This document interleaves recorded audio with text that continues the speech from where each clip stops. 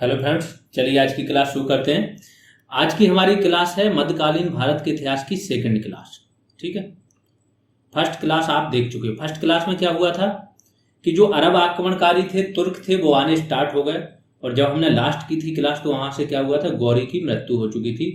गौरी उसके पहले ही जो ऐबक था, कुतुबुद्दीन ऐबक, वो अपने विजित क्षेत्र ऐबक को सौंप के यहाँ से चला गया था। खोखरो जनजाति ने उसकी हत्या कर दी थी। ठीक है, इतना सब हम देख चुके थे। अब हमारा यहाँ से जैसे ही गौरी यहाँ से जाएगा, आपका सत्ता किसके हाथ में आ जाएगी? उसका गुलाम रहता है कुतुबुद्दीन ऐबक, इसके हाथ में क्या आ जाएगी? सत्ता आ जाएगी। और यहीं से ही माना जाता है गुलाम वंश या ममलुक वंश, या फिर इसको बोला जाता है सल्तनत काल। सल्तनत काल की स्थापना यहीं से मानी जाती है, यहां से शुरू।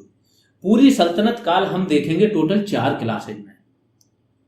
पहली क्लास आपकी होगी गुलाम वंश पे, अगली क्लास होगी आपकी खिलजी वंश पे, बाकी के बचे हुए जितने भी हैं आपके लोधी हो गए, सैयद हो गए, तुगलक हो गए, तीनों वंश एक ही क्लास में आ जाएंगे। तो तीसरी क्लास होगी थर्ड क्लास इन तीनों वंश पे। चौथी क्लास जो होगी फोर्थ क्लास, इन सल्तनत काल की जितने भी स्थापत्य है, संगीत, जितनी भी कलाएं होती हैं, चित्रकला, संगीत, अगर कुछ कराया होगा, वैसे इन्होंने मेनली स्थापत्य में ही कराया। ठीक है, तो वो सारी चीजें देखेंगे, साहित्य देखेंगे इनका, और प्रशासन देखेंगे। जो भी प्रशासनिक शब्दावली है, किसके लिए क्या चीज यूज करते थे, कौन कौन से अधिकारी होते थे, क्या होता था, जो आपका राज्य होता था कैसे विभक्त होता था, एकता प्रथा क्या थी, सब कुछ डिटेल में देखेंगे। तो ये आ जाएगा आपका फोर्थ क्लास में। ठीक है, तो इस प्रकार से 4 क्लास में आपकी पूरी सल्तनत काल खत्म हो जाएगी। शुरू करते हैं हम लोग। तो ये वंश का नाम क्या है? मामलुक वंश या गुलाम वंश। 1206 से 1290 तक जाएगा ये। कुतुबुद्दीन ऐबक पहला शासक रहेगा, 1206 से 1210 तक। ठीक है, 4 साल तक इसका शासन रहेगा। ऐबक का शाब्दिक अर्थ क्या होता है? चंद्रमा का स्वामी। इसने कुछ उपाधियां ली थी, जिनमें से क्वेश्चन आता है, जो लाख बख्श में तो बिल्कुल आता है, लाख बख्श किसे बोला जाता है। ठीक है, तो पहली उपाधि इसने ली थी कुरान खां की, दूसरी उपाधि ली थी लाख बख्श की, और तीसरी ली थी हातिम सेकंड की। जो इसके बाद जो अगला इंपॉर्टेंट क्वेश्चन यही बनता है कि दिल्ली सल्तनत में सुल्तान की प्रथम उपाधि किसने ली थी? तो प्रथम उपाधि सुल्तान की लेने वाला इल्तुतमिश रहेगा। ठीक है, इल्तुतमिश। सल्तनत तो इसके हाथ में आ गई, लेकिन सुल्तान नहीं बनेगा, एक प्रकार का सरदार ही बना रहेगा। ठीक है, तो इसने सुल्तान की उपाधि धारण नहीं की थी। इसने अपने नाम के सिक्के भी नहीं चलवाए थे, अपने नाम का खुतबा भी नहीं पढ़वाया था। मस्जिदों में खुतबा वगैरह पढ़ा जाता है। अपने विरोधियों के साथ वैवाहिक संबंध स्थापित किए थे इसने। ठीक है, देख लेते हैं। लाहौर ऐबक कहां पे है? लाहौर में। गजनी में कौन है? एल्दौजी या एल्दौज जिसको बोला जाता है। और सिंध में कौन है? नासिरुद्दीन कुबाचा। तो एल्दौज और कुबाचा ये भी क्या है? गौरी के गुलाम है। ये भी गौरी के गुलाम है। ऐबक आपका लाहौर में बैठा है। चूंकि इंडिया की इस टाइम पे राजधानी समझो लाहौर से ही एंटर कर रहे हैं, आपके जो दर्रे हैं वहां से एंटर कर रहे हैं। ठीक है, मुल्तान, लाहौर वगैरह यहाँ पे। तो यहाँ पे आके इंडिया में बैठ गए, ये इंडिया का पार्ट है लाहौर वगैरह। ठीक, ये बैठे हैं गजनी में, अफगानिस्तान में। और ये सिंध में बैठे हैं नासिरुद्दीन कुबाचा। सिंध का भी बहुत सारा पार्ट इंडिया में था उस टाइम पे। ठीक है, तो ये अलग अलग एरिया में ये लोग बैठे हुए हैं। आगे आते हैं। 1208 में गौरी के उत्तराधिकारी गयासुद्दीन ने इसे दास्ता से मुक्त किया। किसे? कुतुबुद्दीन ऐबक को।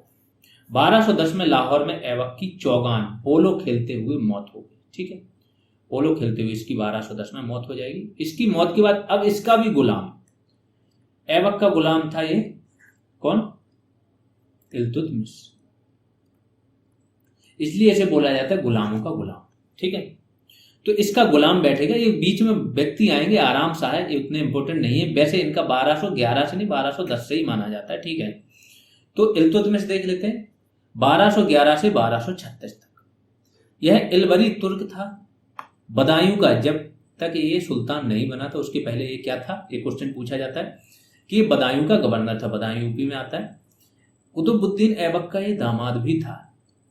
इसने तुर्कान ए चहलगामी होगा यहाँ गानी। ठीक है, या चहलगानी का गठन किया था।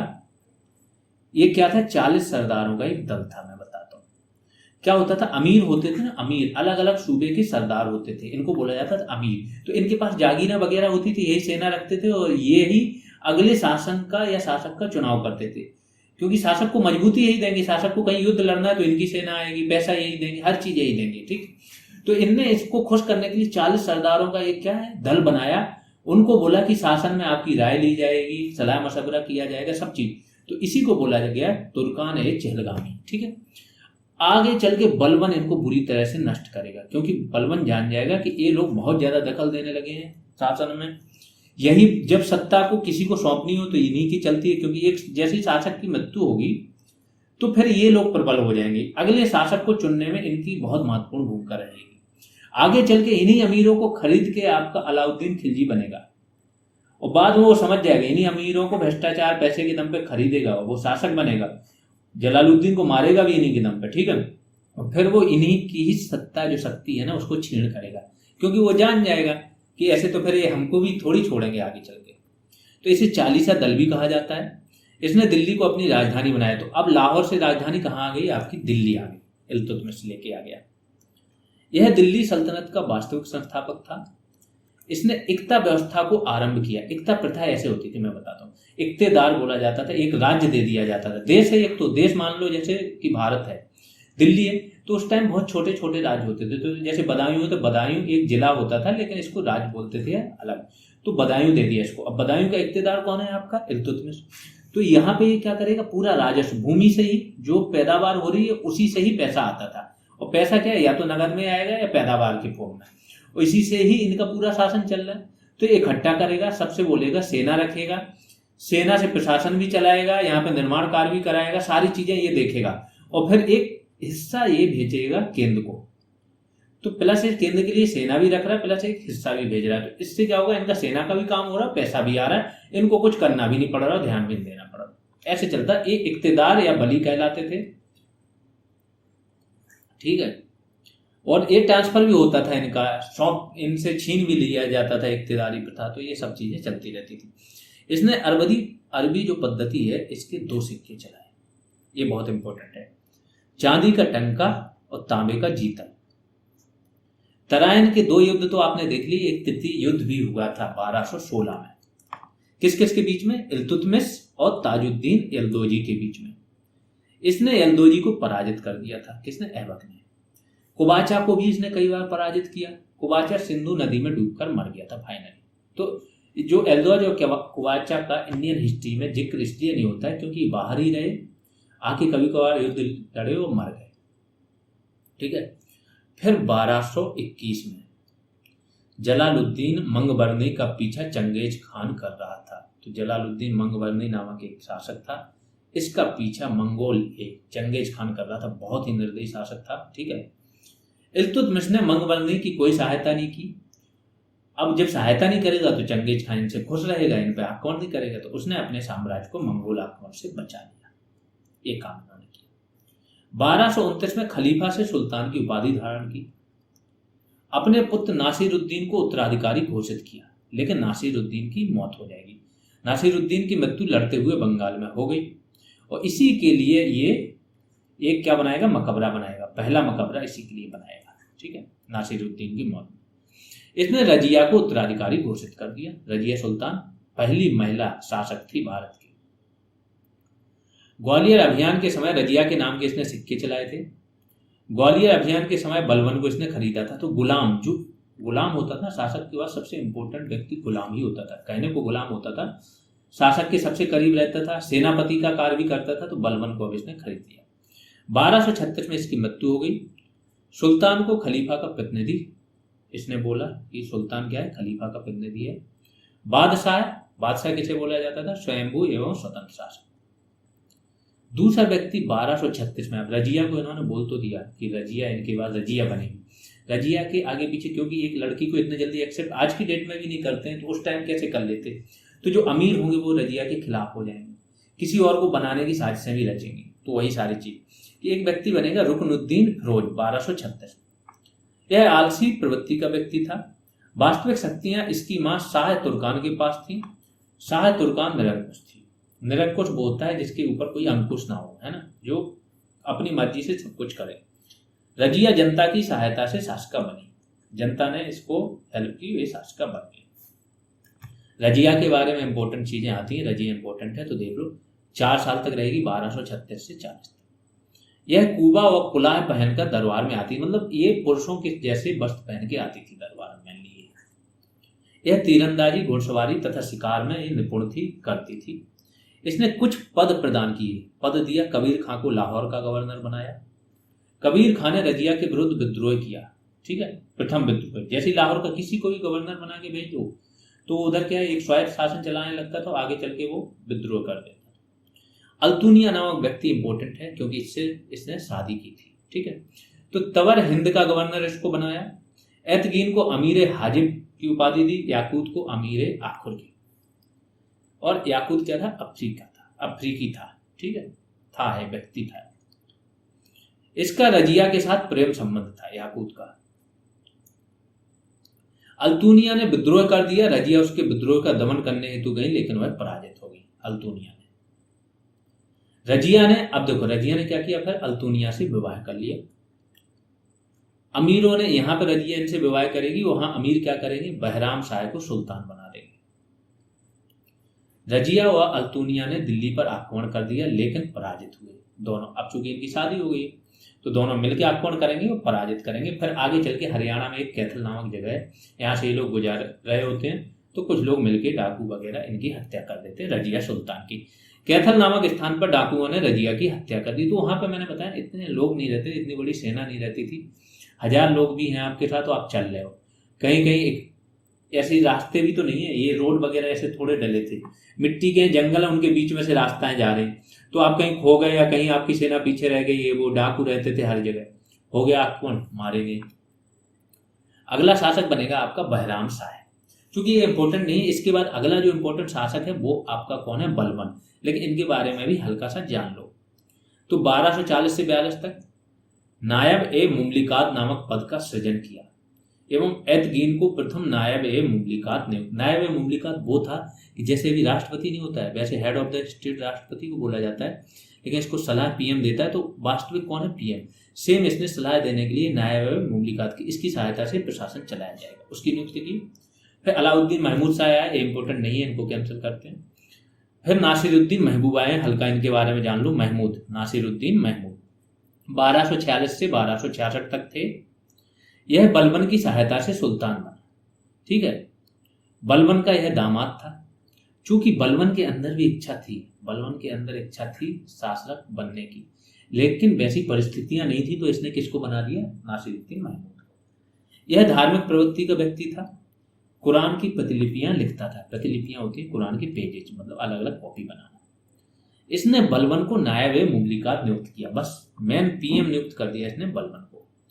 नासिरुद्दीन ने बलबन को हांसी आपका हरियाणा में है, यहाँ का गवर्नर नियुक्त कर दिया।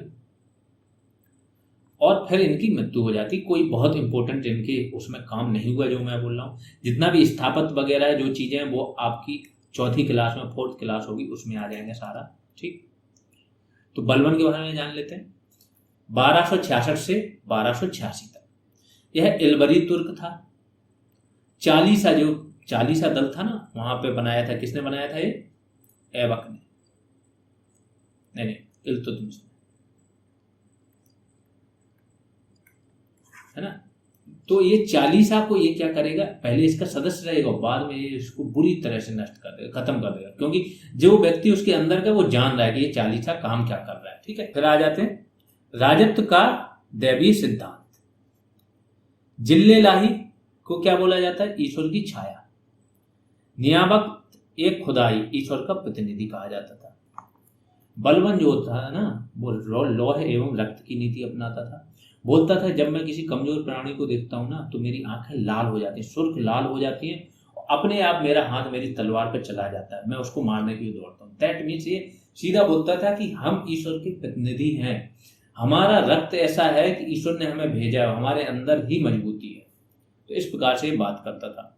इसका संबंध ईरान के आफरसियाब वंश से था। इसने ईरानी रीति रिवाज एवं प्रथाएं आरंभ की। कौन कौन से रीति रिवाज आरंभ किए, सिजदा प्रथा की।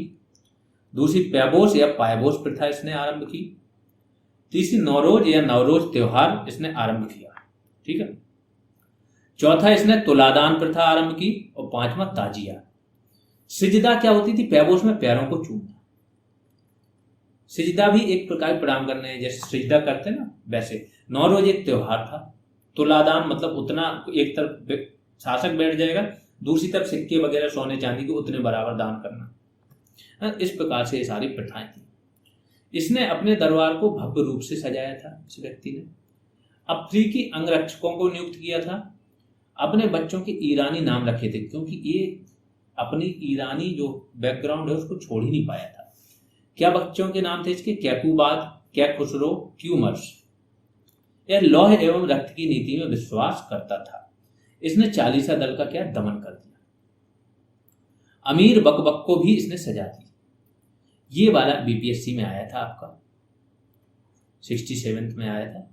तुगरेल खान ने बंगाल में इसके खिलाफ विद्रोह किया था और ये विद्रोह का दमन करने के लिए खुद गया था।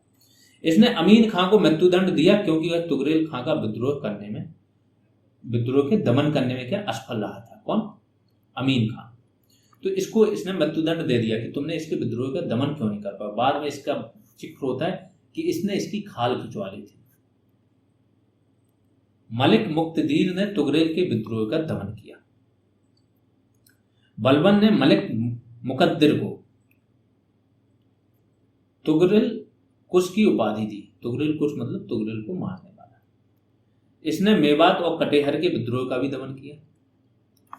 इसने महमूद को उत्तराधिकारी घोषित किया। अपना उत्तराधिकारी इसने महमूद को घोषित कर दिया था, लेकिन महमूद का क्या हश्र हुआ? महमूद मंगोलों से लड़ता हुआ मारा गया। इसने महमूद को शहीद का दर्जा दिया। इसने कभी कोई बाहरी अभियान नहीं किया, मतलब किसी अदर स्टेट पे, अदर राज्य या देश पे इसने आक्रमण नहीं किया। बलबन ने अपने शासन को ही बहुत मजबूती, इसने बरीद नामक एक गुप्तचर को नियुक्त किया। पूरे उसमें गुप्तचर इसके नियुक्त किए गए, जिससे इसको सारी जानकारियां मिलती रही। ठीक है। इसने कभी कोई बाहरी अभियान नहीं किया। सैनिक विभाग की स्थापना की, उसको नाम दिया दीवाने अर्ज। तो जितने भी प्रशासनिक इसकी लड़ाइयां, ये सब चीजें यहाँ आ जाएंगी, साहित्य कला उधर आ जाएगा। ठीक है। गुप्तचर विभाग को दीवाने बरीद। बलबन ने कैखुसरो को अपना उत्तराधिकारी घोषित किया। फिर आएंगे इनके कैकुबाद। ये कोई इंपॉर्टेंट है नहीं, अभी ये इनको याद करने की जरूरत नहीं, बट देख लो। क्या शराबी था और लकवा हो गया था। इसे 1286 से 90 तक रहेंगे और 90 में इनकी सत्ता समाप्त हो जाएगी, तो 2-4 महीने ये भी। क्यूमर्स रहेंगे। इनका संरक्षक कौन रहेगा? जलालुद्दीन खिलजी। जलालुद्दीन इनको मार के क्या करेगा? खिलजी वंश की स्थापना कर देगा। तो अगली क्लास में हम क्या पढ़ेंगे? खिलजी वंश पढ़ेंगे। खिलजी वंश को भी ऐसे ही डिटेल में देखेंगे, एक एक चीज, और फिर आगे ऐसे ही बढ़ते जाएंगे। जिन्होंने सब्सक्राइब नहीं किया वो सब्सक्राइब कर लें, जिन्होंने शेयर नहीं किया वो शेयर करते रहें। अगर आप कोई बैच ज्वाइन करना चाहते हो वीडियो या अदर एग्जाम्स का, तो बैच आप ज्वाइन कर सकते हो ऐप पर। GS रेवोल्यूशन करके प्ले स्टोर पर सर्च करें, या कमेंट सेक्शन में किसी भी कमेंट में मिल जाएगा आपको, किसी भी वीडियो के कमेंट में, और डिस्क्रिप्शन में सारी जानकारी मिल जाएगी। अभी के लिए इतना ही, धन्यवाद।